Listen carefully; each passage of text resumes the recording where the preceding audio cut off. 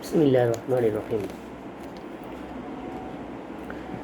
এত মানুষের জীবন যাবার দায় কেবলই বিএনপি জামাতের? একটা অদ্ভুত দাবি অথবা বিচিত্র একটা বক্তব্য সামনে আনলেন কয়েকদিন নীরব থাকা বাংলাদেশ আওয়ামী লীগের সাধারণ সম্পাদক ওবায়দুল কাদের।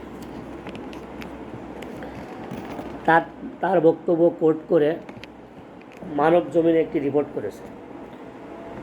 তার শিরোনাম হচ্ছে, আন্দোলনের নামে শিক্ষার্থীদের হত্যা করে সরকারের উপর দায় চাপানো হয়েছে। ওবায়দুল কাদের তার মানে দায়টা যখন চেপে আসছে শক্তভাবে, তখন ওবায়দুল কাদের এমন একটি সংবাদ সামনে আনলেন। এতদিন বলছিলেন নাশকতা নাশকতা, ধ্বংস ধ্বংস।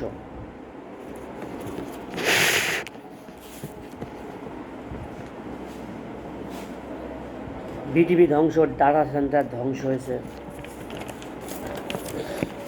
কত যে মৃত্যু হয়েছে, এই মৃত্যুর খবর সেটার ব্যাপারে নীরব ছিলেন ক্ষমতাসীনরা। আজকে প্রথম দেখলাম এটা ওই জামাত বিএনপির উপরেই দায় চাপানো হচ্ছে। তাহলে হেলিকপ্টার থেকে যে গুলি করা হলো, ছাদে থাকা ওই বাচ্চাটা যে গুলিবিদ্ধ হলেন, এর দায় কে নেবে? অবশ্যই সরকারকে নিতে হবে দায়।